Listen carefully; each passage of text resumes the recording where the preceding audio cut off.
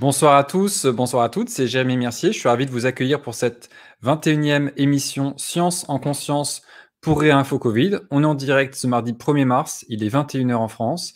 Et le sujet de ce soir, ça va être analyse de la toxicité des injections expérimentales avec Joseph Hickey et Denis Rancourt, que je vais accueillir dans quelques instants. Et tout d'abord, générique.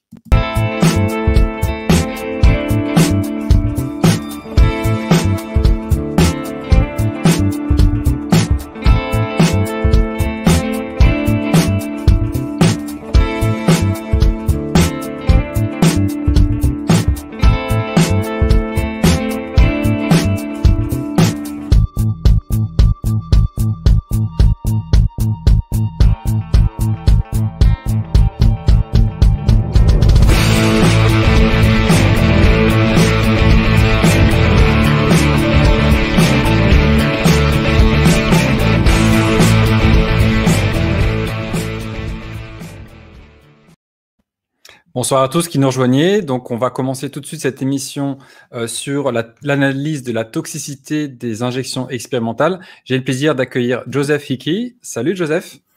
Salut. Et Denis Rancourt, professeur Denis Rancourt et docteur Joseph Hickey. Donc, ceux qui me suivent, vous connaissez déjà Denis. Joseph, lui, c'est le directeur de l'Association pour les libertés civiles de l'Ontario. Il est dans la région d'Ottawa, donc au Canada. Et Denis Rancourt est ancien professeur de physique de l'Université d'Ottawa et chercheur à l'OCLA, donc l'Association pour les libertés civiles de l'Ontario. Lui, il est à Ottawa. Bonsoir à tous les deux. Bonsoir. Bonsoir. Alors déjà, j'ai une première question. Comment ça va à Ottawa? Parce qu'on a entendu beaucoup parler d'Ottawa récemment dans l'actualité avec les camionneurs qui stationnaient en centre-ville, etc. Comment ça s'est passé? Est-ce que vous avez vu ça de vos propres yeux? Et qu'est-ce qu'il en est aujourd'hui? Oui, j'ai été là plusieurs fois devant la colline du Parlement afin d'assister à cette manifestation et de l'observer aussi. Je peux dire que c'était incroyablement paisible. Il y avait beaucoup de familles. C'était vraiment comme... Ici au Canada, on a le Canada Day, c'est la journée du Canada le 1er juillet. C'est un grand festival sur la colline du Parlement. C'était exactement comme ça, sauf que sans le propagande de l'État qu'on a d'habitude sur le Canada Day officiel. Donc, moi, j'ai dit, mon impression, c'était que j'ai habité dans la région d'Ottawa pendant longtemps. J'ai jamais vu de la démocratie au Parlement. Et c'était la première fois que j'ai vu de la démocratie au Parlement, qui est supposé être le siège de la démocratie. Donc, j'étais vraiment content de voir ça. Et c'était pas du tout une urgence nationale. C'est ridicule de dire ça. C'était complètement paisible. Et ouais, voilà. Donc, oui, notre association a fait un énoncé à cet effet-là, un énoncé public sur le site web qu'on a envoyé à tous les politiciens au Canada, où on a dit que c'était un événement le plus loin qu'on puisse imaginer d'une urgence nationale qui mérite qu'on amène des soldats et les polices, etc. On a vraiment dit ça très clairement. Moi, j'ai eu le privilège de parler à la foule. J'ai trouvé ça une expérience extraordinaire. Les familles, les enfants, la réception, l'ambiance de fête était incroyable. Donc, la réponse policière et gouvernementale était absurde et très, très irresponsable, je dirais. Et donc finalement, tous ces routiers, tous ces camions ont été évacués de la colline du Parlement. Il n'y a plus rien là, c'est ça? Oui, il n'y a plus rien maintenant. Ils ont fait une zone presque de guerre où la police a vérifié la destination de tous les voitures qui passaient vers le centre-ville d'Ottawa. Ils ont diminué la taille de cette zone jusqu'à ce que je suis allé marcher devant le Parlement hier et la clôture est comme presque devant le Parlement maintenant. Avant, Ah oui. c'était que ça, il diminue la taille de cette zone de sécurité. Ça va disparaître bientôt, je pense. D'accord, ça. ok. Ouais. Bon, de toute façon, il y a un autre sujet qui préoccupe tout le monde maintenant, hein, c'est l'Ukraine. Donc, les histoires de Covid intéressent moins les gens. Et pourtant, il y a des effets notamment de ces injections. On va éviter d'utiliser le mot vaccin pour éviter la censure, parce que voilà, j'aimerais que cette vidéo puisse rester un petit peu sur YouTube et avoir pas mal de vues si possible. Donc, on va utiliser le terme injection. Mais Jérémy, avant qu'on se lance dans la Oui. présentation d'aujourd'hui, j'aimerais dire à propos du convoi de la paix qu'on a eu à Ottawa, à quel point ça a transformé le landscape politique au Canada. Le paysage politique. Le paysage politique a été transformé. Le parti d'opposition a changé son leader. Les politiciens de l'opposition ont trouvé leur colonne vertébrale, ont fait des énoncés publics absolument foudroyants. Et même les employeurs ont commencé à dire à leurs employés dans certains secteurs que même si on les avait exclus parce qu'ils n'étaient pas vaccinés, qu'ils pouvaient revenir maintenant. Ça a commencé. Ah oui, d'accord. Au début de ça. Alors, il y a eu vraiment une transformation politique importante là. Les politiques et les responsables ont eu un œil au beurre noir. Très certain, ouais. Bon, nous, ça nous a fait découvrir de l'autre côté de l'Atlantique une personnalité politique qu'on ne connaissait pas et qui fait un peu peur. Il s'agit de Chrystia Freeland. Je ne connaissais pas cette personne. J'ai vu des vidéos de cette femme.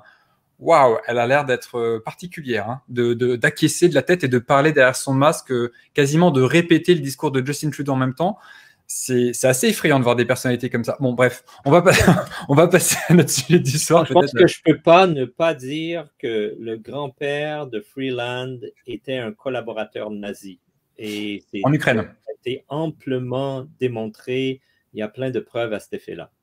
Bon, ok. Bon, on garde ça pour une autre fois éventuellement, parce qu'on a déjà un sujet chaud ce soir. Donc, cette analyse de la toxicité des injections expérimentales. Vous avez sorti un papier disponible sur le site de l'OCLA. Je l'ai mis en lien dans la description de la vidéo sur cette analyse de la toxicité.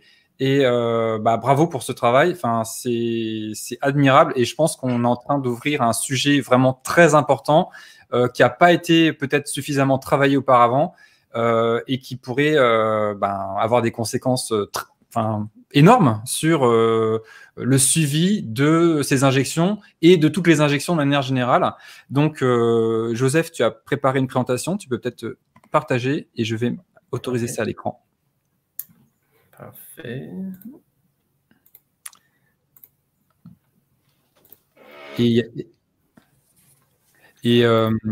Ouais, voilà, c'est parti. Donc voilà, ça y est, tout le monde voit cette présentation. Voilà, parfait, nickel. Ok. C'est bon comme ça? Ouais, parfait. Ok, ouais, donc on va parler de notre analyse de la toxicité de ces injections-là, qui sont expérimentales.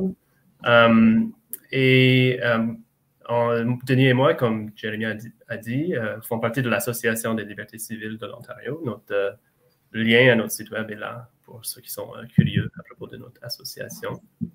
Un autre point que je veux faire dès le début, c'est que quand on parle de la toxicité, on parle essentiellement nombre d'événements négatifs liés à la vaccination, à l'injection, divisé par nombre de doses administrées. C'est essentiellement ça le concept quand on parle de toxicité. D'accord. Donc, nous avons sorti ce rapport de recherche sur notre site web de l'association et c'est disponible au lien qui est sur la diapo ici. Et donc, c'est les résultats principaux de cet article dont on va parler aujourd'hui. Donc, pour commencer, j'aimerais vous montrer un aperçu de la campagne d'injection aux États-Unis. Ici, c'est un graphique du nombre de doses administrées au total par jour. Et juste un point technique, quand on regarde la ligne faible, couleur faible, ça, c'est vraiment le nombre de doses injectées par jour. Et donc, il y a un fort cycle hebdomadaire, beaucoup moins d'injections la fin de semaine. et beaucoup plus au milieu de la semaine. Et donc, afin de mieux voir généralement l'évolution du nombre de doses administrées, on applique un lissage, une moyenne mobile, et ça, c'est les lignes plus fortes, de couleur plus forte. Ça montre l'évolution générale, donc on peut voir qu'il y a peu de doses administrées par jour au début, et ça monte jusqu'à un sommet en avril. Ensuite, le nombre de doses administrées par jour descend jusqu'en été, et c'est autour de la fin du mois de septembre que les troisièmes doses, les doses de rappel, ont commencé à être administrées. Alors, pour mentionner l'échelle, là, quand on est dans le premier pic, là, on arrive à presque 3 ou 4 millions de doses par jour qui sont administrées. Et il y a eu presque 400 millions de doses en tout qui ont été administrées aux États-Unis. C'est énorme. C'est la grande majorité de la population et pour la plupart, plus qu'une dose. Alors, ça a été une campagne gigantesque à l'échelle du pays entier. Voici un graphique pour les 3 fabricants ou fournisseurs qui ont fait des injections aux États-Unis, donc Pfizer, Moderna et Janssen. Pfizer et Moderna, ils ont commencé à administrer ces injections au début de 2021 et le nombre de doses administrées suit le même schéma général qu'on a vu sur la dernière diapo. L'autre fabricant, c'est Janssen, et l'autorisation était un peu plus tard, à la fin du mois de février. Il y avait un pic de doses administrées au mois d'avril. Ensuite, les autorités de santé aux États-Unis ont mis une pause sur l'administration de ce vaccin. C'est pour ça qu'il y a une forte diminution du nombre de doses administrées. Ça, c'est au milieu du mois d'avril 2021. Ensuite, une semaine ou 10 jours plus tard, ils ont enlevé cette pause. Ils ont repermis essentiellement l'administration de cette injection. Ensuite, le nombre de doses administrées par jour a augmenté un peu. On va voir plus tard qu'en fait, Janssen, c'est l'injection qui est le plus toxique de ces trois produits. Et un des résultats de notre recherche, c'est que les injections Janssen sont en moyenne environ 4 fois plus toxiques que les 2 autres. Et donc c'est quand même important. Et puis c'est une technologie différente. Les Pfizer et Moderna, c'est les RNN messagers habituels avec les lipides là, en nanoparticules, alors que Janssen utilise un vecteur qui est un virus inactivé. Ok. Et c'était quoi les raisons pour lesquelles les autorités américaines ont mis en pause l'injection de Janssen avant de la réautoriser là, vers avril-mai? Ouais, je crois que c'était, si je me rappelle bien, des blood clots. Je sais pas comment dire. Des caillots sanguins, des caillots sanguins, des thromboses, je pense. Thromboses. Exact. Je pense que c'est pour cette raison ils ont eu quelques cas comme ça. Et aussi en Europe, si je me rappelle bien. Il y avait, c'est ça. Pour ça, ils ont fait cette pause-là, mais étonnamment, ils l'ont repermis d'injecter. Ils se sont dit qu'il y avait un rapport bénéfice-risque qui était positif et on pouvait accepter quelques thromboses en échange de ce magnifique produit qui allait sauver tant de vies, peut-être. C'est ça, un peu l'idée. Peut-être, ouais. Ok. Donc, ça, c'est un aperçu de la campagne d'injection. Ça, c'est des données qui viennent des centres de maladies aux États-Unis. L'autre source de données qu'on utilise, ça vient de ce qu'on appelle VAERS en anglais. C'est le système de rapport d'événements négatifs aux États-Unis. Les effets indésirables. Effets indésirables, exact. Et ça, c'est juste pour montrer qu'on peut aller sur ce site web et on peut télécharger ces données qui sont rapportées à ce système VAERS. Donc, nous, on a téléchargé l'ensemble de données pour l'année 2021. Et on a pris des événements indésirables suite aux injections des produits COVID-19 spécifiquement. Bon. C'est ça la deuxième source de données dans notre analyse. Et VARS, c'est un site gouvernemental. Qui est-ce qui gère ça? Oui, exact. C'est le département de HHS, je ne me rappelle pas exactement, Health quelque chose, mais ça fait partie du département de santé essentiellement des États-Unis. Les médecins, les travailleurs de la santé sont obligés de rapporter certains événements indésirables. Et ils ont des employés qui travaillent pour ce système VARS qui font une sorte de filtration de ces rapports. Donc, c'est ça. Et on peut lire plus à propos de comment ça fonctionne sur le site web. D'accord. OK. Et donc, si on fait un aperçu de ces données-là à propos des événements indésirables, c'est ça que je montre ici. Et ici, on a pris des gens qui ont 80 ans ou plus. Et on montre le nombre de différentes sortes d'événements indésirables, comme le nombre de décès. Ça, c'est la ligne rouge ici. À travers le temps, ou sur l'axe X, c'est la date de vaccination. Donc, la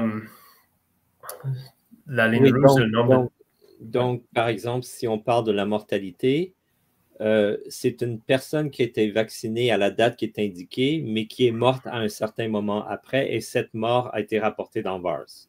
D'accord. Et donc, ce qu'on voit avec la ligne rouge, par exemple, c'est-à-dire qu'il y a un pic vers février qui monte jusqu'à à peu près 25 morts par jour rapportés dans VARS pour cette population de plus de 80 ans. C'est bien ça? Oui, qui ont été vaccinés ce jour-là à la valeur, mais qui sont morts après, évidemment. D'accord. Ah oui, d'accord. Ça correspond à la date de mort est plus tard, mais la date d'injection correspond à la date indiquée sur le graphe. C'est bien ça? Exact. D'accord. OK. Exactement. La ligne grise qui est comme derrière, c'est encore le nombre de doses administrées pour tous les âges, juste pour comparaison. Donc, on peut voir que le sommet, le pic du nombre de décès pour cette tranche d'âge est bien avant le pic du nombre de doses administrées, donc tôt dans la campagne. Une autre chose que je veux souligner ici, c'est que le nombre de décès est beaucoup plus grand que le nombre d'événements qui menacent à la vie, par exemple. Ça, c'est la ligne verte. Ou des événements où des gens ont été handicapés. Ça, c'est la ligne orange. Et quand on regarde d'autres tranches d'âge, on va voir que le nombre de décès devient plus petit relativement à ces autres sortes d'événements négatifs. Et donc, c'est ça que j'aimerais montrer dans les prochaines diapos. C'est comme si les personnes âgées, les plus âgées, ne pouvaient que mourir. Ils n'ont pas le temps d'avoir d'autres types d'événements néfastes. Ils meurent. C'est un peu comme si c'était comme ça. Et oui. OK. Et le fait qu'il y ait ce pic de mortalité par rapport à la dose, donc plutôt tôt dans la vaccination, dans la campagne d'injection, est-ce que ça veut dire que c'est parce qu'on a touché en particulier les personnes âgées en début d'injection et qu'après c'était plutôt les plus jeunes qui sont arrivés, c'est ça? Absolument. Oui, c'est ça. Ouais. Okay. On a mis tout l'emphase au début de la campagne pour vacciner les plus âgés et les plus vulnérables et aussi les travailleurs de la santé. Donc, il y a un certain groupe qui sont d'âge moyenne. Mais le gros du début de la campagne était visé vers les personnes les plus âgées et les plus vulnérables. C'était la logique qu'on utilisait. Nous, on va démontrer que cette logique-là est fausse, elle est presque criminelle parce que on va démontrer à quel point, en fonction de l'âge, le risque de mortalité dû au vaccin augmente exponentiellement avec l'âge, quelque chose qui n'a jamais été dit, et notre analyse le montre très, très clairement.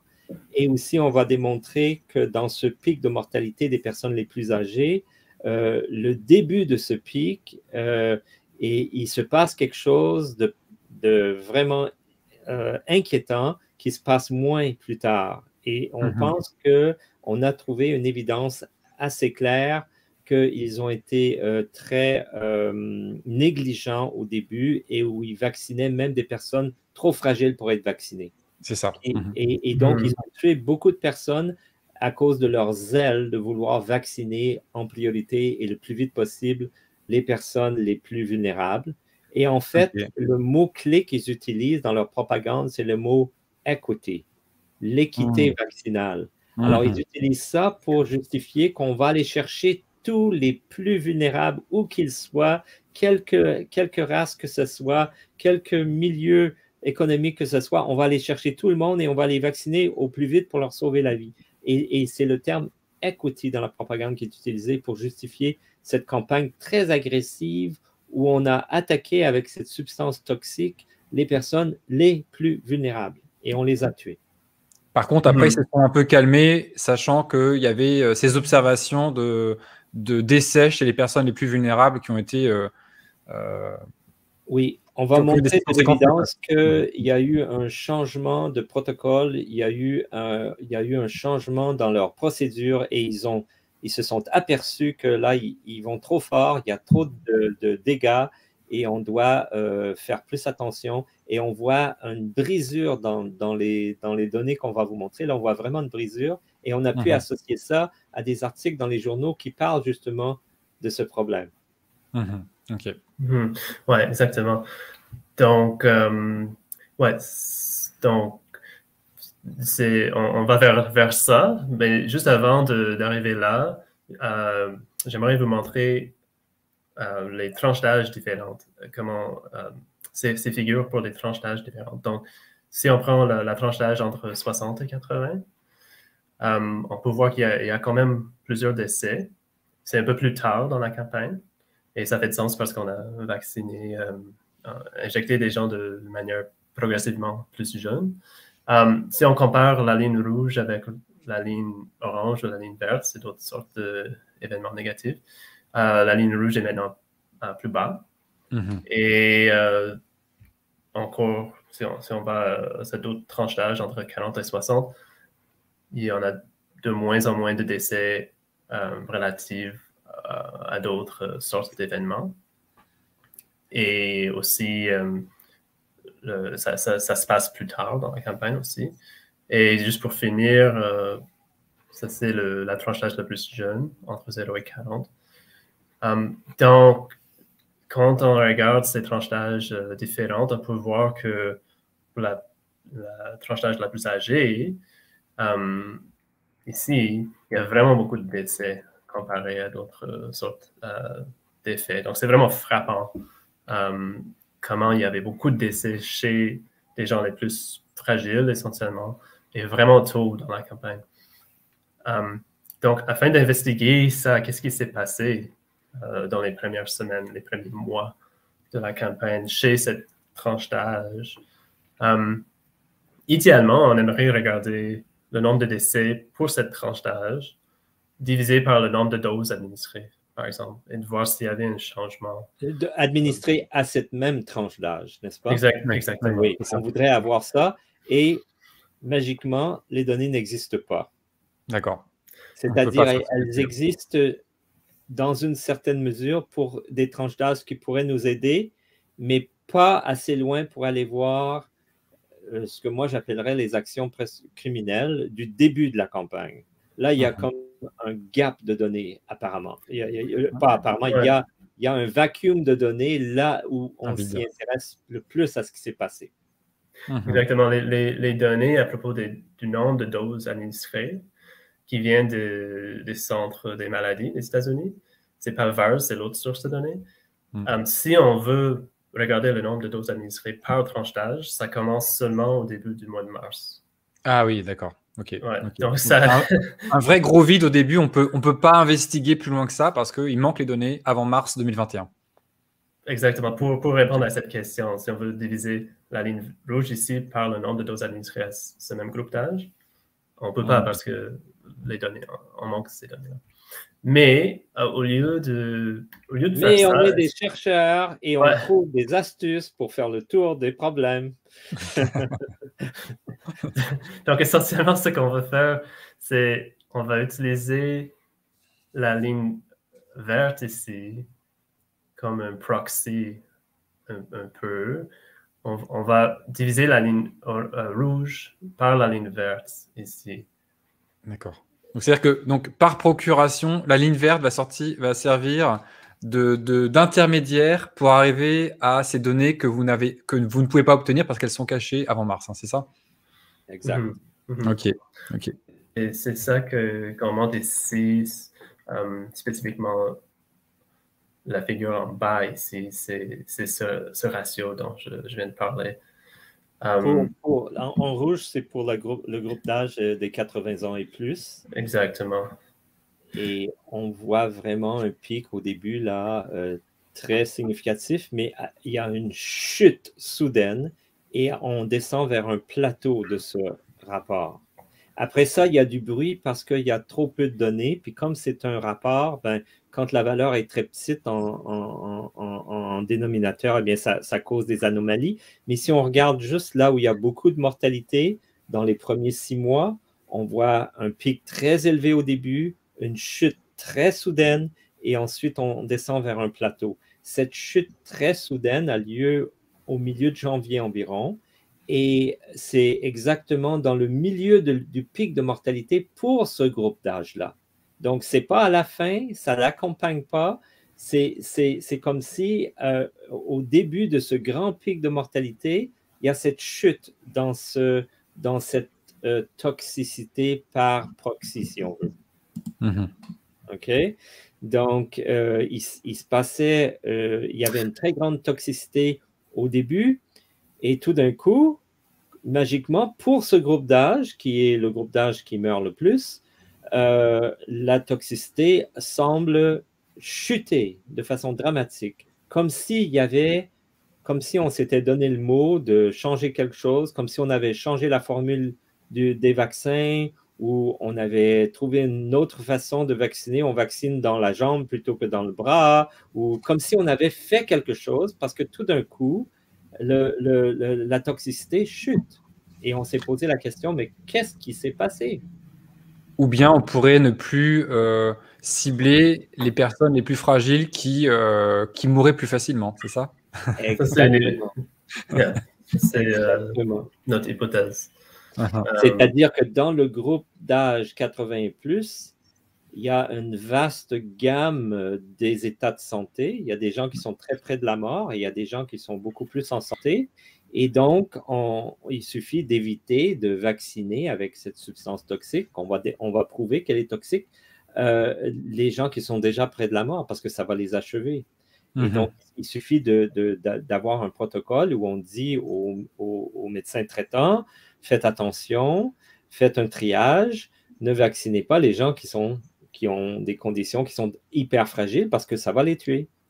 C'est comme si on avait donné le mot de faire ça. Okay. Et donc, on a cherché des évidences, qu'on avait écrit un tel mémo. Et moi, j'ai cherché longuement dans le site web du CDC.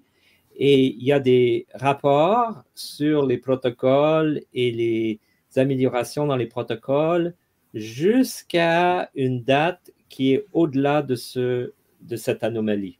C'est-à-dire que les rapports, je peux aller, ils sont archivés jusqu'en fin de février, alors que je cherche une anomalie qui a eu lieu environ au milieu de janvier. Et il n'y a pas d'information. On ne trouve pas les protocoles.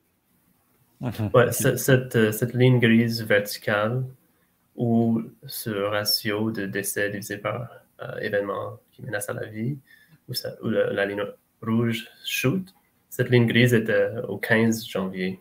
D'accord. Donc vraiment au milieu du mois de janvier. Donc il y avait peut-être quelque chose qui a changé autour de ce moment-là. Et une chose qu'on a trouvée, c'est qu'en Norvège, exactement à cette date-là, le Norvège a changé sa politique à propos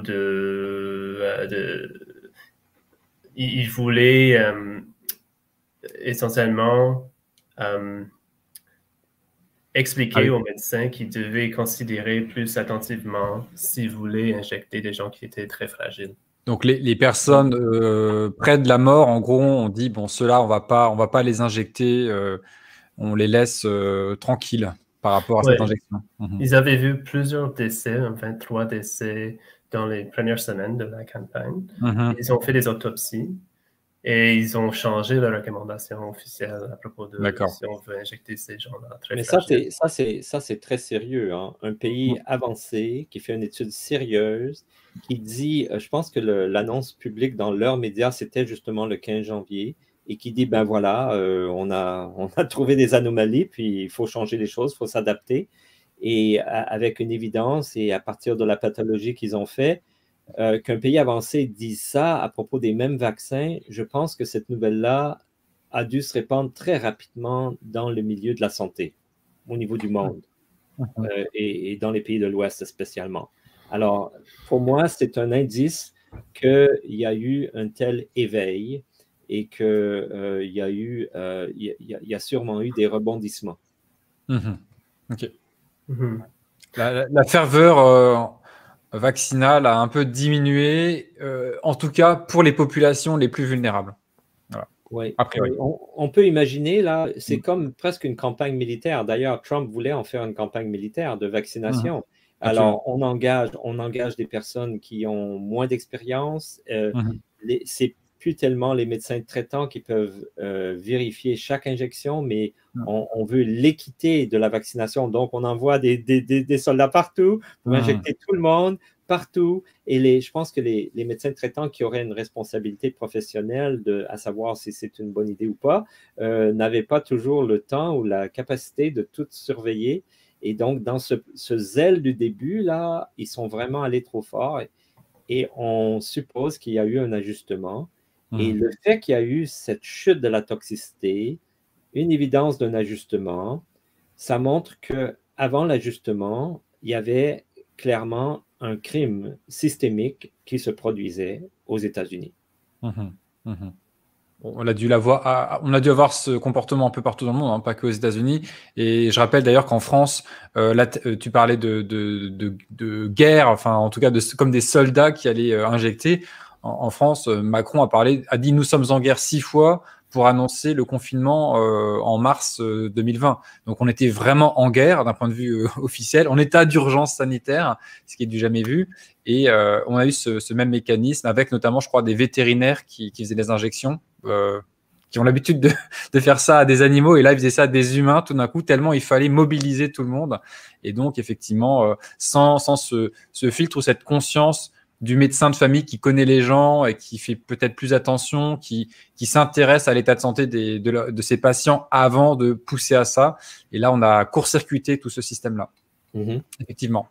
OK. Donc ça, c'est une des grandes conclusions de nos études, c'est qu'il y a eu vraiment une espèce de criminalité au début, au lancement de la campagne qui visait vraiment les personnes les plus âgées et les plus frêles, sans discriminer entre ceux qui ne pouvaient pas risquer d'être injectés et ceux qui pouvaient survivre à l'injection. Ouais. Une autre manière de regarder examiner la toxicité, c'est de prendre pour une certaine période de temps le nombre de décès et diviser par le nombre de doses administrées. Donc, pour tous les âges confondus en premier lieu. Par exemple, oui. Donc, on ne pouvait pas faire ça pour les plus âgés au début de la campagne, mais on peut faire ça sur une plus grande période. Et donc, c'est ça qu'on a fait dans ce tableau-ci. Donc, par exemple, la ligne du tableau primary, ça veut dire soit la première ou la deuxième dose de Pfizer ou Moderna, ou la première dose de Janssen, parce qu'il y en a juste une dose de cette injection-là. Et ces chiffres-ci représentent le nombre de décès qui suivent une première ou deuxième dose, divisé par le nombre de doses administrées. Donc, par exemple, on peut comparer la toxicité de la première ou deuxième dose comparée à la dose de rappel. On peut voir que pour Pfizer, par exemple, la dose de rappel est beaucoup moins toxique. Et même chose pour Moderna. Janssen, on n'a pas beaucoup de données à propos de la dose de rappel. Donc ça, c'est une chose qui sort de cette analyse. J'ai une question. Comment vous faites avec le fait qu'il y a eu des panachés, enfin des mélanges de différentes doses? Parce qu'il y en a qui ont fait première dose Pfizer, deuxième dose Moderna, troisième dose Pfizer ou bien Moderna. Et il y en a qui ont fait Johnson. Et après, bah, on ne fait pas Johnson en booster, on fait du Moderna, de Pfizer. Comment vous gérez ça là-dedans? Non, essentiellement, on ignore ça. D'accord. Ici, ouais. Vous regardez la première. Vous regardez la ouais, première. parce que dans VARS, on ne peut pas savoir si c'est l'événement indésirable s'est passé après la deuxième dose. D'accord. On ne peut pas savoir c'est quoi la première dose, je pense. Mais pour la dose qui est rapportée dans VARS associée à l'événement indésirable, on sait quel est le manufacturier et on sait quelle dose dans la série C. Mais on ne connaît pas l'historique des autres doses avant.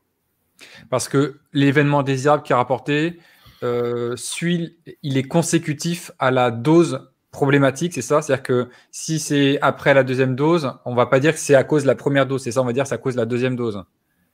J'imagine. Ok, d'accord. Oui, exact. Donc on peut comparer pour un fabricant, on peut comparer dose de rappel contre d'autres sortes de doses, ou avec cette analyse, on peut examiner des tranches d'âge. Ces deux tranches d'âge ici, soit entre 18 et 64 ou 65 ans et plus. Donc, c'est le nombre d'essais divisé par le nombre de doses administrées au groupe. Et en faisant cette comparaison, on peut voir que Janssen est vraiment plus toxique que les autres, que les injections mRNA. Et ça, c'est aussi plus toxique pour chaque groupe d'âge. Je veux dire que Janssen est à peu près 3 fois plus toxique que Moderna, et Janssen est à peu près 4 fois plus toxique que Pfizer. Et ce ratio, c'est le même ratio pour chaque groupe d'âge. Même si d'un groupe d'âge à l'autre, il y a une grande différence en toxicité. Absolument. Ouais. C'est très intéressant ce que tu dis par rapport au changement de toxicité par rapport à l'âge. On va en parler juste après. Parce que en France, en tout cas, quand il y a des événements indésirables qui ont été rapportés, au niveau médiatique, c'était chez des jeunes. Quand des jeunes de 21 ou 22 ans faisaient une thrombose suite à une injection, ça s'est passé dans les médias. Mais on n'a pas parlé de ces événements indésirables chez les personnes plus âgées, comme si ça n'existe pas. On a parlé aussi beaucoup des myocardites, par exemple, chez les jeunes. Pas beaucoup, on en a parlé un petit peu. Et on n'a pas tellement parlé finalement des événements indésirables chez les personnes plus âgées. Donc c'est intéressant de remettre les choses à leur place et de prendre ce recul, comme vous l'avez fait en analysant les données du VAERS. Oui, mais j'ai presque envie de demander à Joseph d'aller directement à notre graphique exponentiel qui montre la mortalité en fonction de l'âge. Peut-être, oui. C'est spectaculaire et c'est quelque chose qu'on ne voit jamais dans les médias. Voici le graphique. Alors, on a la toxicité sur l'axe des Y. Vraiment non, excusez-moi, la mortalité. Donc, c'est le nombre de morts dans VARS par groupe d'âge divisé par la population de ce même groupe d'âge-là aux États-Unis. Donc, c'est une espèce de mortalité due au fait que tout le monde se fait injecter, puis on regarde la mortalité. Et en fonction de l'âge de ce groupe d'âge. Alors, regardez-moi cette exponentielle. C'est absolument spectaculaire. Il y a un temps de dédoublement qui est environ 9 ans. Donc, à tous les 9 ans, le risque de la mort double avec l'âge. Et c'est continuellement comme ça une exponentielle. Alors, le risque grandit très rapidement, énormément avec l'âge. Le risque de mourir du vaccin.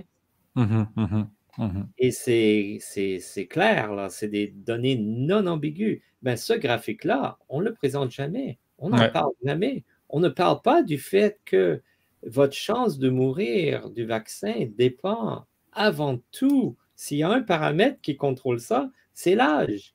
On ne dit pas quand on veut que vous preniez une décision éclairée, on ne vous parle pas de ce temps de dédoublage de 9 ans, que votre âge est une considération critique et que le risque de mourir de cette injection suit un graphique comme celui-là. On ne le voit jamais, ce graphique, on n'en parle jamais.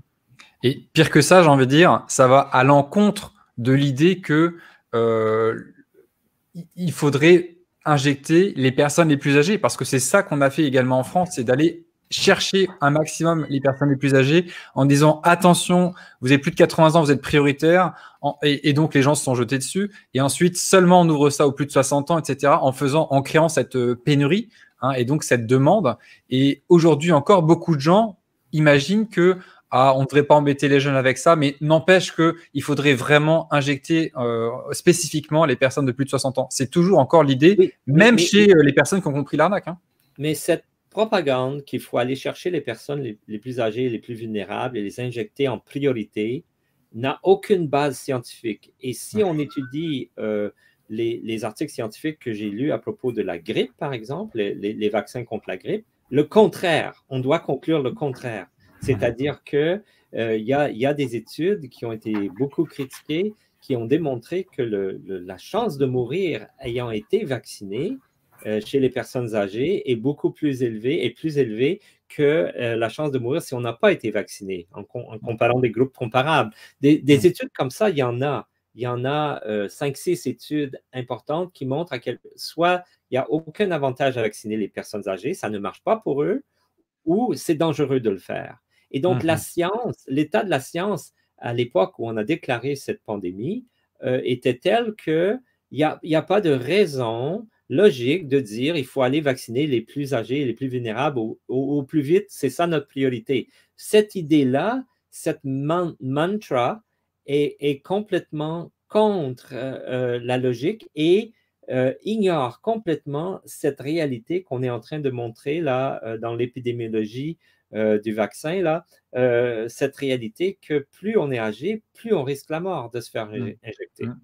Et pourtant, c'est contre ça. Même Didier Raoult continue d'ailleurs toujours à militer très activement pour l'injection, mais uniquement chez les personnes âgées. C'est ça son mantra à lui. Et il insiste dessus en permanence depuis des mois. Hein. Moi, je ne comprends pas. Uniquement pour les personnes âgées, surtout les personnes âgées. Il n'y a pas de science fiable qui démontre que c'est une bonne idée de faire ça. C'est ridicule. Ben voilà. Les choses sont dites, hein, c'est clair. Donc, cette croissance exponentielle avec l'âge de la toxicité est importante quand on parle des lots de vaccins, parce qu'il y a une idée qu'il y en a des lots de vaccins qui sont particulièrement toxiques. Donc, cette idée que la toxicité croît exponentiellement avec l'âge est important pour notre analyse des lots. Donc, on peut aller là-dedans. Mais il y a un point que je veux mentionner, c'est quand on parle de la toxicité, on prend le nombre de décès divisé par le nombre de doses. On prend seulement les décès qui ont eu lieu en moins de 60 jours après l'injection. Ça, c'est important parce que, une raison pour laquelle c'est très important, c'est parce qu'en fait, avec les injections COVID, les travailleurs de la santé devaient rapporter les décès attribués à COVID-19 qui ont eu lieu après une injection. Donc, c'est comme s'ils voulaient surveiller le fait qu'il y a quand même des gens qui décèdent supposément de la COVID-19, même après avoir été vaccinés. Et ces décès-là sont dans l'ensemble des données VAERS. Et souvent, ça arrive, ça peut être 100 jours, ça peut être 200 jours après l'injection. Donc, quand on regarde cette distribution de nombre de jours après l'injection, les décès par nombre de jours après l'injection, on peut voir qu'il faut essentiellement couper cette partie. Mais moi, je suggère, Joseph, qu'on aille voir le graphique. Carrément. Ouais. Je sais que... Ouais. Donc, Jérémy, tu nous dis si on manque de temps, là, mais je pense que c'est un truc important. Je voulais juste peut-être rapidement partager ce témoignage-là d'une personne qui parle de son grand-père qui allait fêter ses 100 ans en juillet. Il se faisait encore à manger, vivait tranquillement chez lui, doucement mais en bonne santé. Les médias, son médecin ont fini par lui faire peur et à l'injecter sans prévenir la famille. Il ne voulait pas jusque-là. Et ensuite, il est injecté, il est tombé malade et il est mort. Et il dit, ça paraît tellement évident qu'à 100 ans, quel intérêt? C'est que des risques. Voilà, donc c'est un témoignage d'une personne là, qui assiste à l'émission. Absolument, absolument. C'est épouvantable. Ouais. Terrible. Bon, merci pour ce partage en tout cas. Oui. Donc, oui, alors voici le graphique. Si vous regardez le panneau là, A et les axes principaux, Y et X. X, bon, c'est la date, c'est-à-dire le nombre de jours depuis la vaccination. Et sur Y, ben, c'est le nombre de morts divisé par le nombre total de morts dans VARS. Le nombre de morts qui ont eu lieu X jours après l'injection. Oui, exact. Divisé par le total, Ouais. D'accord. Donc, on voit qu'il y a vraiment un pic très, très proche après la vaccination. Le même jour, le jour après, le prochain jour, on voit un pic très, très fin là.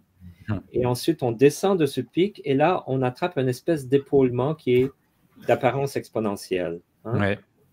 Et après ça, on a un creux et puis là, on a encore un max au-delà de 150 jours. Là. Ouais.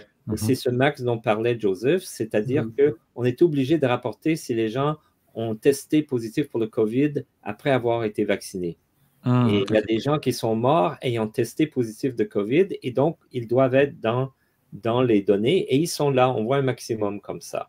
Quand on fait ce graphique avec les vaccins de la grippe avant le COVID, on ne voit pas un pic comme ça parce qu'il n'y avait pas une telle obligation.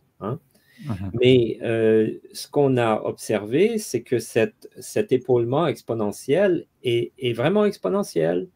Et une dépendance exponentielle, comme ça, là on le voit, on voit en bas à droite, on voit sur une échelle log que c'est linéaire et que la demi-vie de décroissance de ce risque de la mort est environ 2 semaines, 14 jours. C'est-à-dire que toutes les 2 semaines, une personne a 2 fois moins de chances de mourir d'un effet secondaire suite à l'injection. C'est ça? Exact. Selon cette partie de la courbe. Et donc, il y a cette demi-vie. Et cette demi-vie-là, elle est, bon, je ne sais pas, c'est peut-être un abus d'utiliser le mot universel, là, mais on la voit partout, dans tous les effets indésirables. Et on la voit dans la grippe et on la voit dans COVID dans tous les sens. Ça semble être quelque chose de très générique à comment le corps réagit à être injecté par une substance toxique comme ça. Et le pic est là aussi. Et donc, il y a ce premier pic dans les premiers 5 jours, suivi de cette exponentielle. Et ça, c'est en fonction du temps depuis le vaccin. Donc, il y a une relation, qu'il y a une proximité dans le temps, un pic, suivi d'une exponentielle. Tout ça lie de façon causale ces morts-là au fait qu'il y a eu une injection. Okay? Ce qui veut dire que la phrase « les vaccins sont sûrs » est fausse. Et pourtant, on entend ça en permanence. On a établi qu'il y a une relation causale avec la mort jusqu'à au moins 60 jours par cette méthode, par cette analyse mathématique des données. On peut être certain de ça parce que si ces morts étaient accidentelles et avaient simplement lieu, puis que ça donne que c'est 30 jours après la vaccination, par exemple, eh bien, la distribution dans ce graphique-là serait homogène, ça serait une ligne horizontale, ça ne serait pas une décroissance exponentielle, ça serait un plat, d'accord, sur l'échelle de temps qui nous concerne. Donc, ça ne peut pas être des accidents, c'est une relation exponentielle, mais qui ne s'attribue et qui ne se voit que si on prend comme point de départ le moment auquel on a été vacciné. Mhm. Et donc, ça établit une relation causale entre les morts dans ce graphique et le fait que c'est des morts suite à cette injection. Mhm. Et donc, c'est pour ça que nous, on peut arriver à dire avec assez de certitude que ces morts-là, qui sont dans cette relation-là, sont liées de façon causale au vaccin pour au moins jusqu'à 60 jours. Mhm. J'ai cet autre témoignage là de Michel qui dit idem pour ma tante de 94 ans que l'on imaginait centenaire, elle n'avait rien, vivait chez elle. Sa fille, infirmière, l'a fait injecter 3 fois. Elle est partie l'été dernier. Jamais elle avait été injectée de sa vie avant. Donc voilà. Donc c'est des personnes âgées, du coup, ben, qui étaient encore en forme, mais du coup âgées, avaient un risque beaucoup plus fort de mourir suite à l'injection, qui sont partis malheureusement. Voilà. Bon, il y a encore d'autres comme ça. Oui, peut-être que si le garde-malade et la famille avaient vu notre graphique de cette croissance exponentielle du risque avec l'âge, et quand on pense à une personne qui a 94 ans ou près de 100 ans, peut-être qu'ils auraient ils auraient été ralentis dans leurs ailes, je ne sais pas, j'espère. J'espère. Mais pour revenir à ce graphique, ça c'est vraiment une des grandes découvertes de notre analyse. Peut-être que, je ne sais pas, Joseph, peut-être que les prochains graphiques sont plus faciles à regarder, là où on voit, où on sépare, voilà, ouais, on sépare les différents fabricants et les différentes doses d'un même fabricant, et on voit ces mêmes graphiques toujours. On voit un pic suivi d'un épaulement exponentiel. Et on peut voir, par exemple, que le pic est proportionnellement beaucoup plus grand à la deuxième dose de Pfizer, par exemple, comparé à la première dose. Hein? 0,07 versus 0,12. OK? Et encore, et c'est vrai aussi pour Moderna. On va de 0,1 à 0,18 presque. Et pour le booster, on va jusqu'à 0,25. Donc, on voit que la mortalité dans le pic augmente avec le nombre de fois qu'on est injecté. Alors, on pourrait imaginer que ça, c'est une réaction enhanced qui est augmentée par le fait que le corps a une mémoire d'avoir été sujet à cette toxicité-là avant, cette même toxicité, et qu'il réagit plus fortement la deuxième fois, et donc ça cause plus de morts. On peut imaginer ça. Okay? En tout cas, au tout début, sur ce pic, en tout cas. Voilà, exactement. Alors, nous, quand on voit cette espèce de brisure entre un pic et un épaulement exponentiel, on imagine deux différents mécanismes de la mort. OK? Donc, il y en a qui vont mourir d'un premier mécanisme et ils vont mourir très vite dans les premiers 5 jours. Et certains, dans ces mêmes 5 jours-là ou plus tard, vont mourir d'un mécanisme qui est consistant avec leur mort qui tomberait sur cette exponentielle. Alors, on imagine que le corps a deux façons de répondre à cette attaque par une substance toxique, et que certaines personnes vont mourir par un premier mécanisme, d'autres par l'autre mécanisme, mais il semblerait qu'il y a deux mécanismes. Et cette propriété-là, on la voit dans tous les vaccins pour la grippe, et on la voit à travers toute VAERS pour tous les fabricants. On voit cette structure.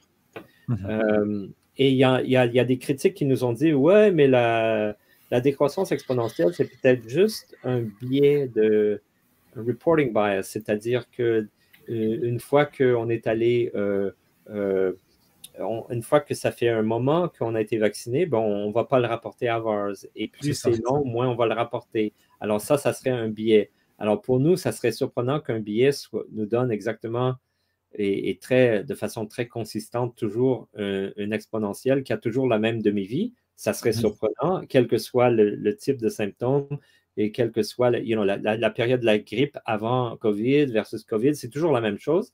Alors déjà, là, on a des réticences, mais on a pu, je pense, amener une évidence forte que ce n'est pas un accident, que ce n'est pas un biais, parce qu'on a trouvé un symptôme qui légalement doit être rapporté jusqu'à, je ne me souviens plus, Joseph, c'était pendant les...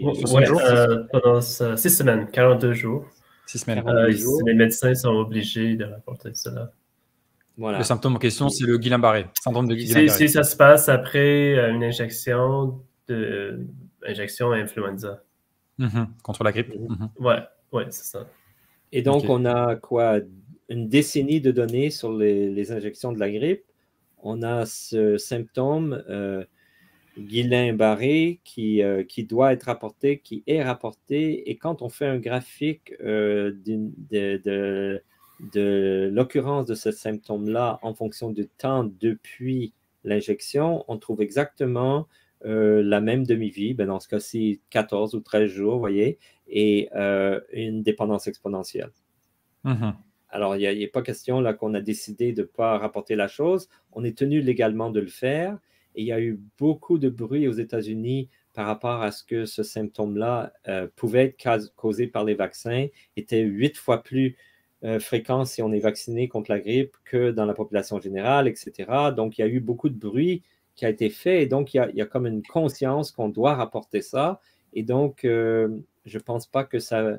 Je pense que c'est un vrai phénomène qui n'est pas juste simplement dû à un biais dans la banque de données. Ouais, ok.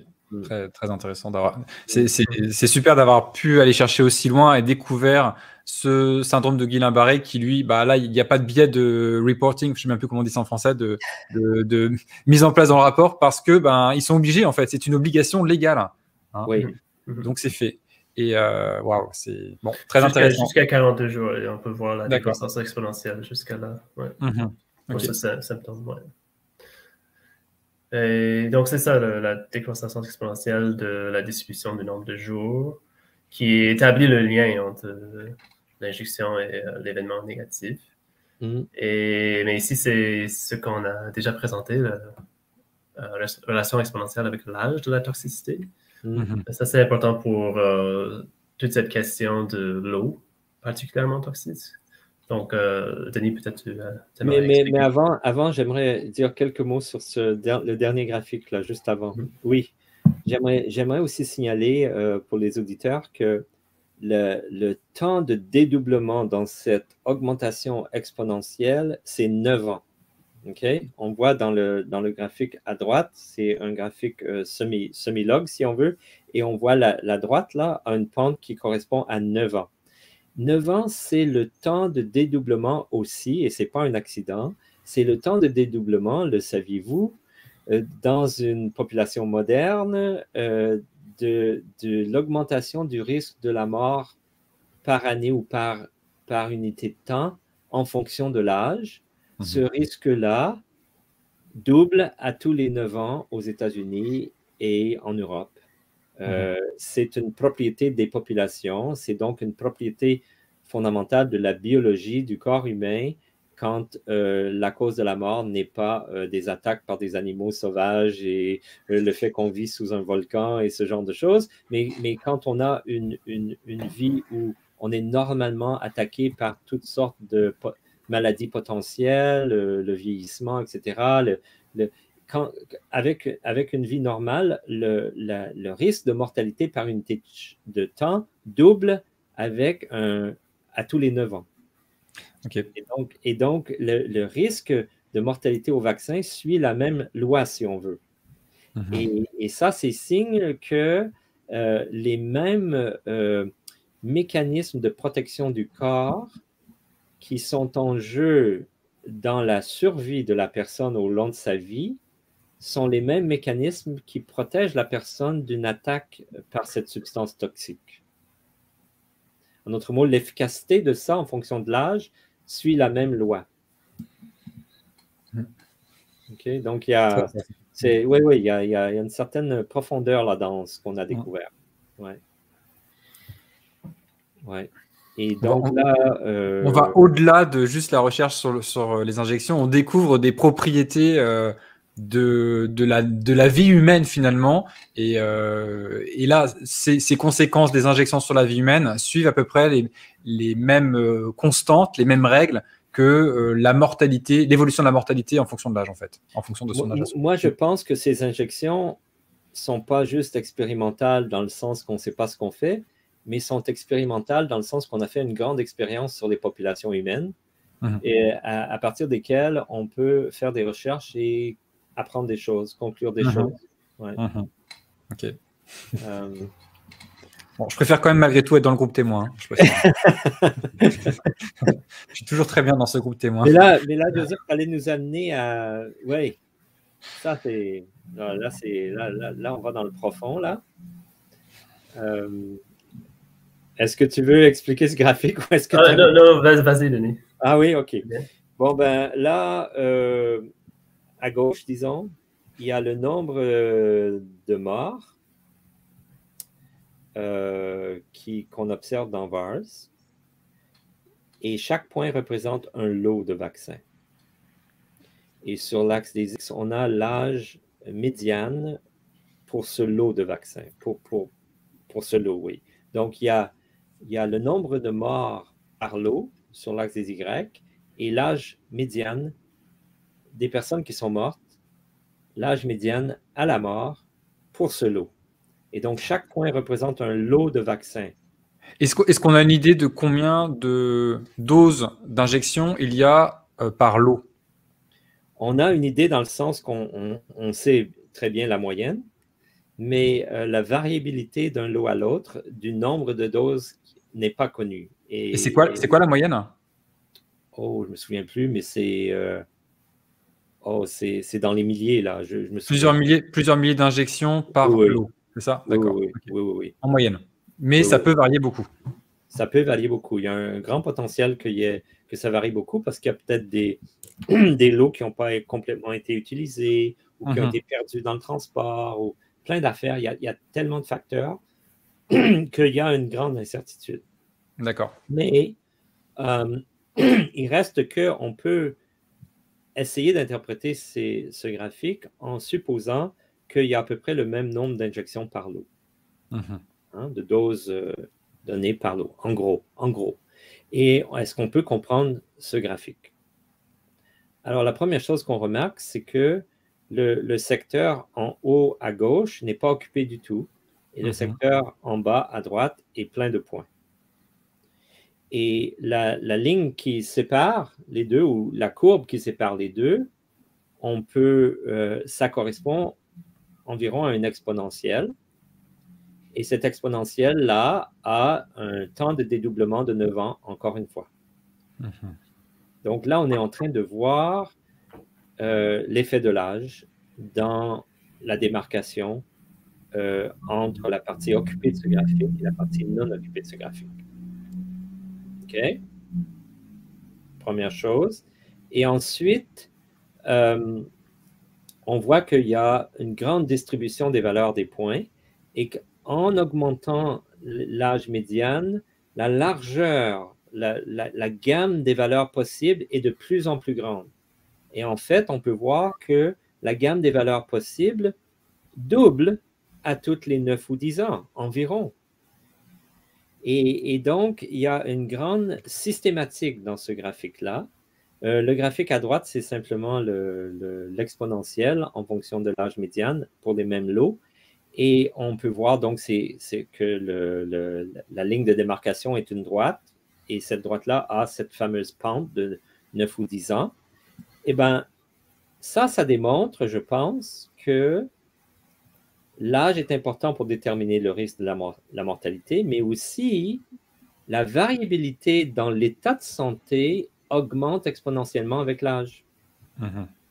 Et ça, c'est connu dans la littérature médicale scientifique.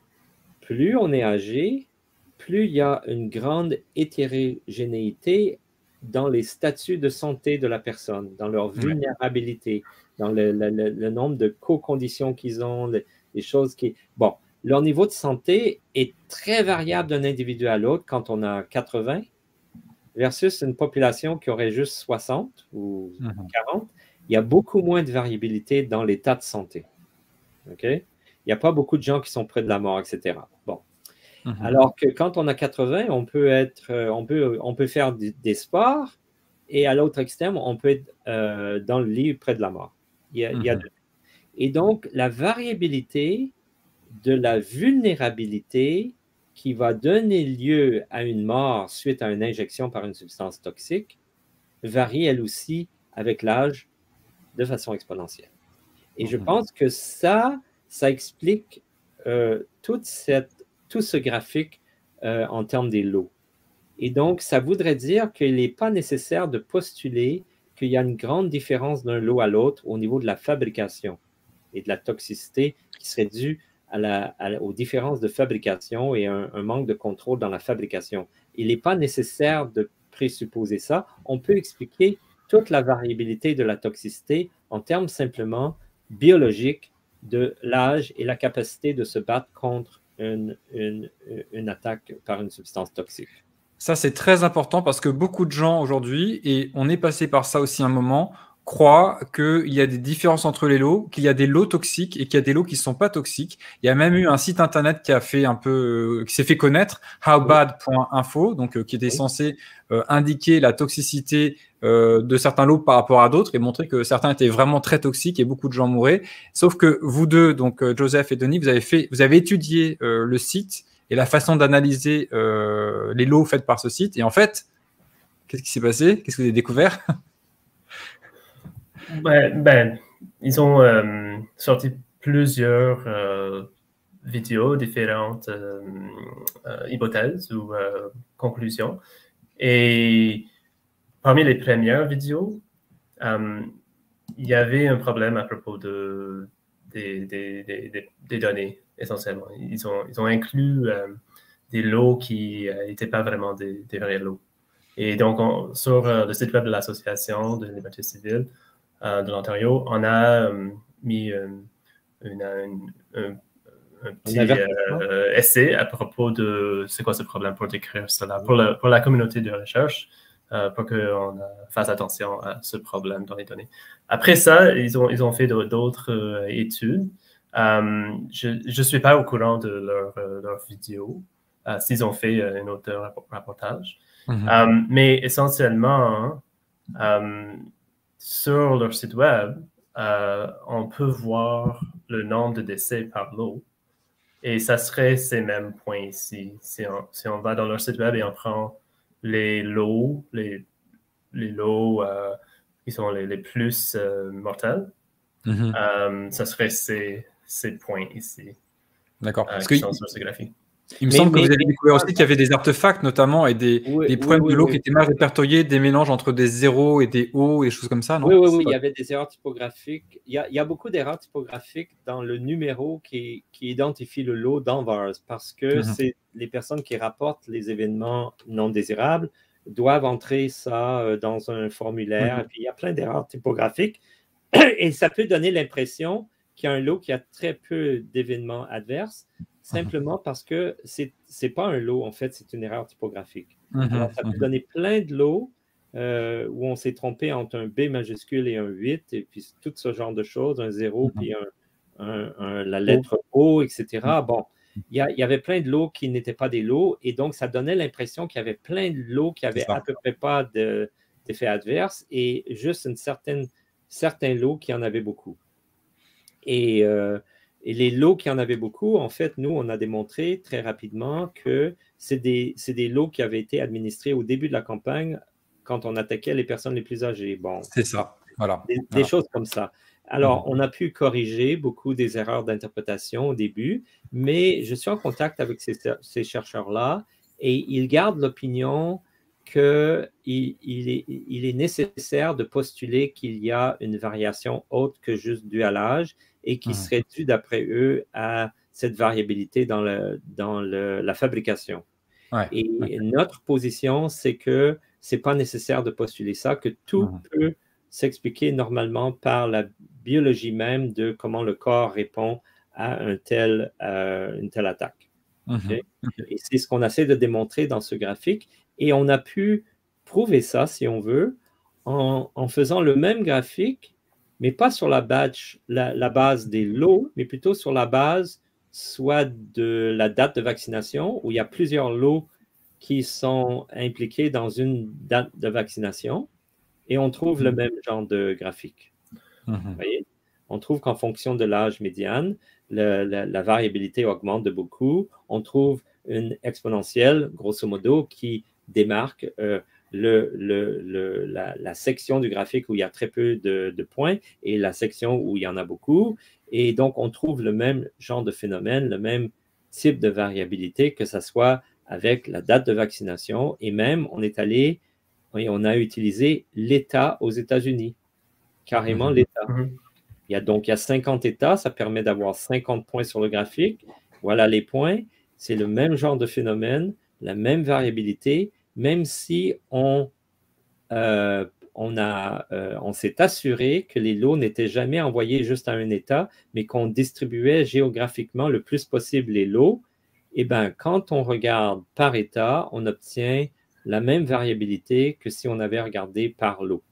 Parce que toute cette variabilité-là est due à la vulnérabilité en fonction de l'âge et la variabilité de la vulnérabilité et la variation de cette variabilité-là en fonction de l'âge. Et tout serait dû à ça, d'après nous. Et je pense que quand on fait ces graphiques-là, on démontre facilement là, que ça ne s'explique pas avec les lots, mais que c'est quelque chose d'intrinsèque dans les données. Et nous, on a montré plein de relations, là, comme on a vu aujourd'hui, qui suggèrent fortement que tout serait dû à l'âge de l'individu. Et puis aussi quand même le choix du fabricant avec Johnson qui étant le plus dangereux. Ah oui. Voilà, et donc, en conclusion, on ne voit pas des lots toxiques, on voit une injection qui est toxique. Et toute la réponse du corps humain est la réponse d'un corps qui répond à un assaut par une substance toxique et dangereuse. Toute la réponse, le fait que c'est systématique avec l'âge, le fait qu'il y a cette décroissance exponentielle qui est typique d'un risque qui décroît quand le corps, petit à petit, se débarrasse d'une substance. Typiquement, ces processus-là sont exponentiels. Je pense qu'on montre que tout indique que c'est une substance toxique qu'on est en train d'injecter et que la chance de survivre à cette injection-là dépend d'abord et avant tout avec l'âge, mais aussi avec la fragilité extrême que certains individus peuvent avoir. OK. Ouais. OK.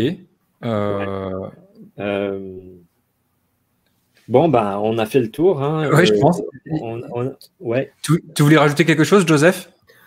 Non, je pense que c'est pas mal ça. C'est vraiment, pour moi, c'était vraiment frappant de voir cette croissance exponentielle avec l'âge.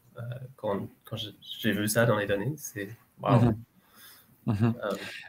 Alors, je vais regarder du coup. Merci pour cette présentation déjà. Enfin, on est sur des concepts pas hyper simples, mais merci pour cette pédagogie parce que c'était important de pouvoir bien expliquer et bien comprendre ces différents graphes. Je vois une personne qui dit il faudrait, suggestion, hein, il faudrait voir la même démonstration pour les myocardites chez les jeunes. Je ne sais pas si c'est quelque chose qui serait possible de faire à partir des données du VAERS, mais je pense que oui. Oui, et il y a déjà des articles intéressants qui ont été écrits sur ce symptôme-là en utilisant VAERS. Un article scientifique, entre autres, et aussi Jessica Rose est un chercheur qui fait beaucoup de choses avec les données VAERS.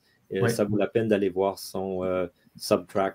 Parce qu'elle a un très bon article à propos de ce sujet par Jessica Rose et aussi par un auteur qui s'appelle Oster, O-S-T-E-R, dans le journal de l'Association médicale américaine au mois de janvier 2022.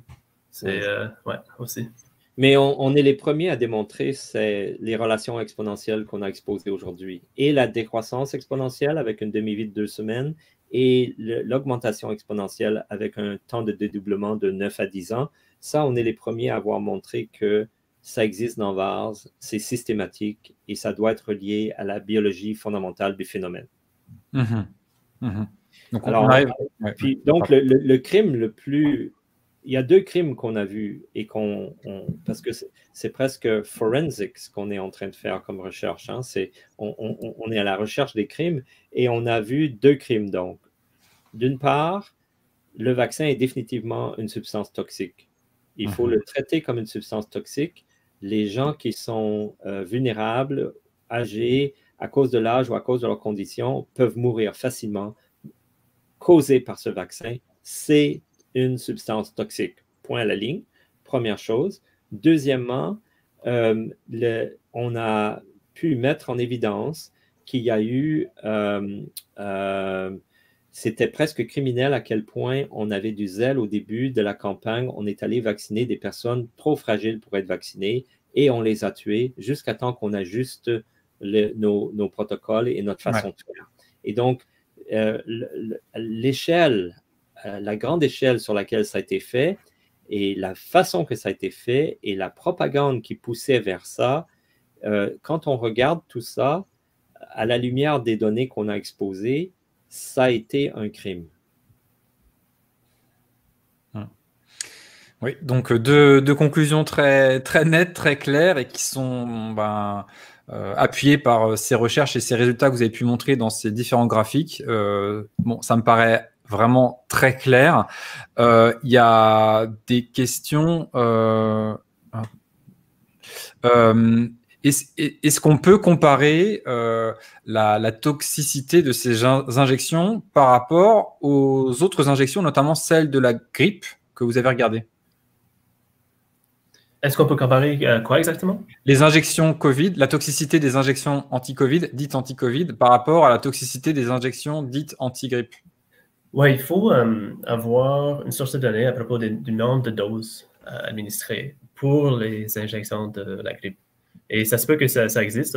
On n'a pas encore prouvé, ou peut-être peut-être ça serait possible d'estimer. Ça aussi, ça serait le dénominateur dans la toxicité.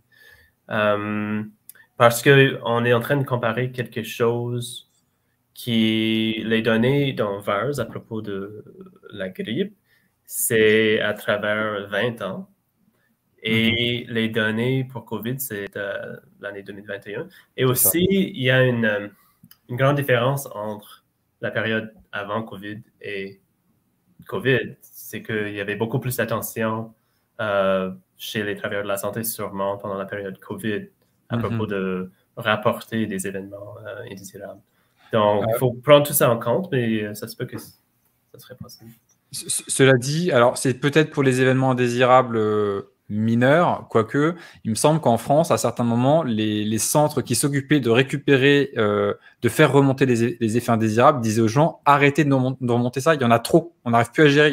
Ils avaient déjà fait, ils avaient autant de dossiers ouverts en 2 mois que sur l'année complète 2020 ou un truc comme ça. Donc ils étaient submergés et ils n'étaient pas habitués à ça. Ils ont demandé aux médecins d'arrêter de remonter les événements indésirables, peut-être les plus mineurs. Mais peut-être que ça a aussi encouragé à ne pas non plus faire remonter les événements désirables peut-être plus importants. Je ne sais pas. Je sais pas. D'ailleurs, est-ce que ce travail que vous avez fait donc sur VAERS qui concerne les États-Unis, est-ce qu'il peut être fait sur d'autres pays ou bien on n'a pas des données aussi bonnes ailleurs? On n'a pas encore vraiment investigué. C'est sûr qu'au Canada, on n'a pas de base de données publique accessible comme VAERS, mais je crois qu'il y en a en Europe. En Europe, il y a EudraVigilance. Oui, de façon superficielle, on a pu voir qu'il y a un grand potentiel pour faire des analyses comme celle-là pour l'Europe. Ok, ouais. D'accord. Ok. Je regarde s'il y a peut-être une dernière question. Après, c'est des questions peut-être trop générales qui n'ont pas leur place ici.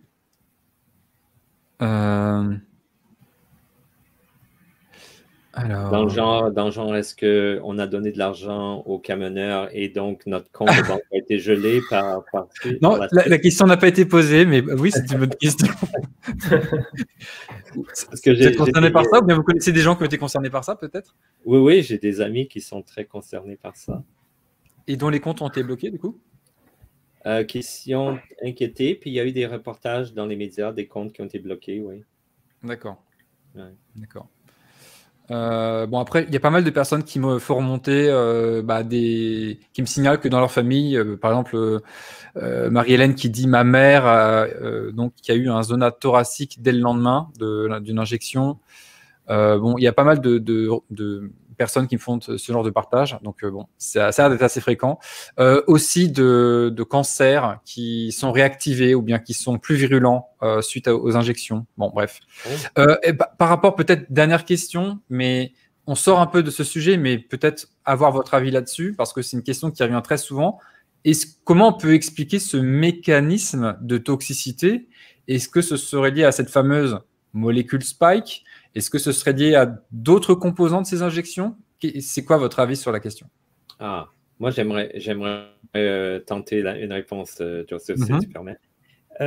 Dans notre article, notre premier jet d'idées, c'était que le pic qu'on voit en fonction du temps depuis l'injection, hein, que ce pic-là était plus fort dans les types de vaccins qui avaient des lipides cationiques. Et donc, on a pensé que le pic était surtout dû à une réponse à la présence de cette substance toxique qui sont les lipides cationiques, qui ne sont pas présents dans le Janssen. Donc, ça aurait expliqué pourquoi Janssen a un pic beaucoup plus bas. On a proposé ça. Ensuite, on a proposé que donc, la décroissance exponentielle serait peut-être plus due à la présence, une fois fabriquée dans le corps humain, du spike qui se lie aux organes. Ensuite, le système immunitaire qui attaque ces cellules-là où le spike s'est attaché, et donc ça cause des dommages à des organes vitaux et que ça cause la mort, comme on voit dans les études en pathologie qui commencent à sortir maintenant, etc.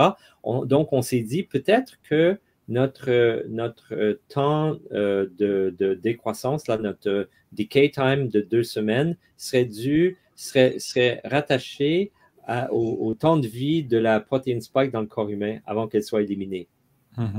On a proposé ça dans notre article.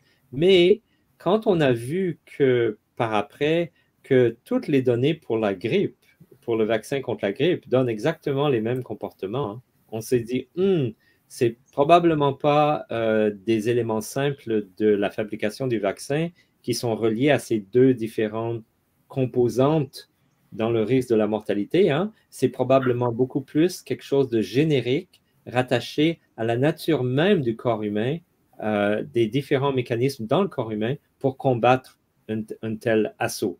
Okay? Donc, il y aurait une première réponse chez certaines personnes qui va être fatale et une deuxième réponse qui prend plus de temps. Donc, qui implique peut-être des organes qui doivent amener une réponse ou quelque chose comme ça. Un organe clé dans le système immunitaire ou quelque chose comme ça. Alors, nous ce n'est pas notre domaine, mais on postule maintenant, étant donné à quel point c'est universel, que ça serait plutôt, ça nous parle plutôt de la nature du système immunitaire, de comment le corps répond à une attaque. Ok. Ouais. D'accord. Bon, en tout cas, merci pour votre présentation. Merci pour votre travail tous les deux. C'est vraiment extrêmement important et c'est rare, c'est tellement rare des chercheurs indépendants qui font un travail de qualité à ce point-là. Et j'aimerais vous proposer à ceux qui nous regardent de contribuer à l'effort de cette association, donc OCLA, l'Association pour les libertés civiles de l'Ontario, en faisant un don, si ça vous intéresse, pour soutenir ce travail-là, en vous rendant sur le site ocla.ca et vous verrez en haut à droite, donc sur le site, un bouton pour faire un don sur PayPal. Et cet argent permettra de soutenir l'association et ce travail de recherche, donc qui est bénévole et indépendant. Et qu'il n'y a aucun conflit d'intérêt, évidemment, avec l'industrie pharmaceutique. Voilà. Donc, merci beaucoup, Joseph Hickey et Denis Rancourt. On aura l'occasion, de toute façon, je pense, de discuter encore de ça plus tard, parce que c'est vraiment un sujet tellement énorme qui a été ouvert là. Et moi, je vous retrouverai, je pense, dans à peu près 2 semaines pour l'émission Science en Conscience, qui est désormais le mardi et non plus le lundi. Et je précise aussi que je travaille avec Denis Rancourt, qu'on a déjà fait 3 publications ensemble et qu'il y en aura d'autres qui viendront avec Denis Rancourt et Marine Baudin. Et j'ai déjà eu donc Denis à cette émission. Je crois que c'est la 3e fois que tu es à cette émission Science en Conscience. Et avant ça, peut-être 4. Et je t'avais eu 2 fois en 2020 sur ton étude sur les masques et ensuite sur la mortalité liée au confinement, etc. Enfin bref, tout le scénario Covid. Bref. Ok. En tout cas, merci beaucoup à tous les deux. Je vous souhaite une très bonne soirée. Et puis à vous, à tous et à toutes, partagez cette vidéo, faites connaître ce travail. Et je vous souhaite à tous et à toutes de prendre soin de vous et de faire attention à la propagande et d'aller chercher les informations au bon endroit. À très bientôt. Au revoir. Merci beaucoup.